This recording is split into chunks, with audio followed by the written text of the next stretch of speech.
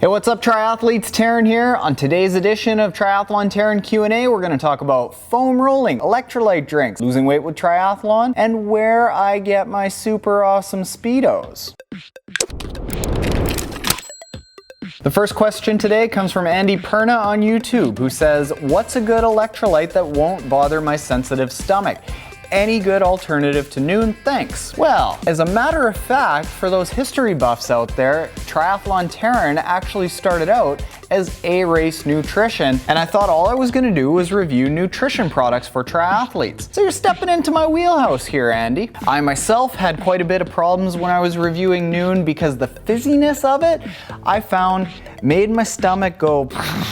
It wasn't pretty, and I've heard that from quite a number of people who have sensitive stomachs. If you are stuck with Noon, what you can do is fill a water bottle up about halfway, drop a tablet in, let it sit for about 5 to 10 minutes until that fizz completely goes away, then fill up the rest. It'll be a little bit easier on your stomach. But if you still have a really sensitive stomach, what I would recommend is a very, very light electrolyte drink. Something like Scratch or Osmo Nutrition were perfect for me. The next question comes from Fralican on YouTube, who says, Hi. For weight loss, do you think that the same logic about kicking applies? Does burning more oxygen equal burning more calories? What Fralican is referring to here is that in a lot of my videos, I recommend that people try to reduce their kick to the point that all it is for turning your body a little bit sideways and keeping your legs up high to the water. Any further kicking, and you're probably gonna be tiring yourself out more than you need to in a triathlon swim, which lasts 10, 20, 30, 60 minutes, maybe 90 or 120. And he's wondering if just burning more calories is going to make you lose weight. Yeah, in a really simple sense it is, but it's much more complicated than that. In the case of swimming,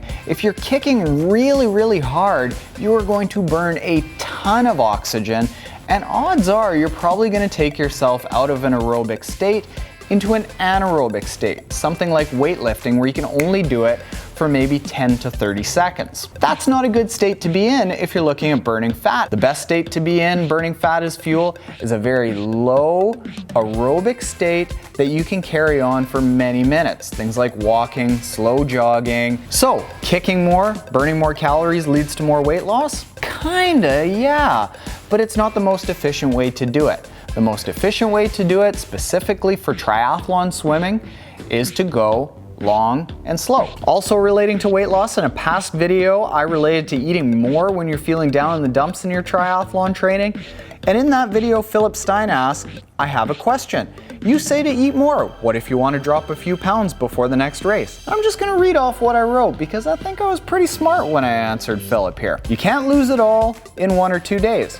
So you also can't gain it all in 1 or 2 days. You've got to find a balance between losing pounds and under-fueling yourself. If you're trying to lose pounds to a level that causes you to miss workouts or not be able to properly complete a key workout, you're under-fueling. Bottom line.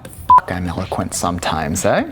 The next question is again from YouTube. Chandler Peril asks, how do I do foam rolling? What muscles should I target to avoid injury before and after my race or training? The best way to approach foam rolling in my experience and from what a lot of physiotherapists have told me is you approach the areas that are tight. That said, a lot of runners and triathletes will have the same issues. In between the shoulder blades, around the front of the shoulders, the IT band, the glute med. For those of us who don't know what your glute med is, it's your side bump. Bring out your foam roller, start rolling in the area of the tightness and pain, and when you hit that one area, you'll know it when you hit it, sit on that area and just rock back and forth a little bit until you feel a release in that area. The next question comes from Jeff Lidor on YouTube. Taren, I have 2 GPS watches, one for riding, one for running. What's a good swim watch? I don't want to go all out and get a multi-sport watch just yet. Are there any low-end chronos that are reliable? If I were to tell you that you should be looking anywhere other than DC Rainmaker's channel, which I'll link to up here and in the description below, I'd be doing you a disservice. That guy lives, eats, and breathes multi-sport electronics. It's not to say that I can't review triathlon electronics, which I will be doing, coming up on the channel, but I'm not gonna go as in depth and give as much context as DC Rainmaker does. I will say that by far the best watch that you could get for triathlon, definitely look at the Garmin 920 XT. There is no other watch that even comes close to being a gold standard for triathlon watches. Take a look for that. Scour pretty hard because often you can find it on sale for 20, 30. I got mine for 45% off. The next question came up on Instagram from Hunter Sherwood, who in a picture of my delightful looking feet with a band wrapped around them at the swimming pool asked, "Could you tell me what this is for? Does it help swimming form?" Well, Hunter, a band around your legs is the nastiest piece of business that you can get in your pool bag. But you know what? It's probably the best. Things like flippers and pull buoys, they're crutches to make up for swim inefficiencies. A swimming band, on the other hand, makes those legs sink down and you have to fight drowning. Now, why is this a good thing? If we actually exaggerate the inefficiencies of our swim stroke in the case of a swim band, we have no choice but to fix those inefficiencies, otherwise we're gonna be at the bottom of the pool. So what a swim band does is it forces us to fix our core, tighten it, and get our bodies in the habit of floating and naturally bringing our legs up to the water, as opposed to fixing those problems with a pull buoy or flippers,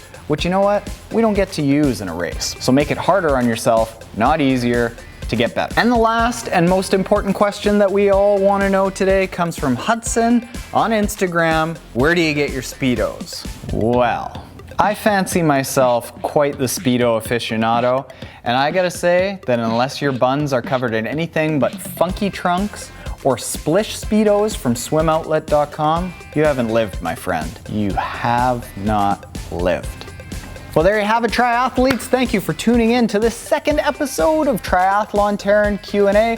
I am still accepting suggestions for what is a better name for this. It's got to be zippy, catchy, and if you can somehow squeeze a poop joke in there, we're gonna be best friends. We're gonna get along just fine. And if you have any triathlon questions that you want answered, by all means, hit me up in the comments below or on social media. It's all at Triathlon Taren, except on Snapchat, where it's still A Race Taren. As always, happy and hard training, and good luck in your next triathlon.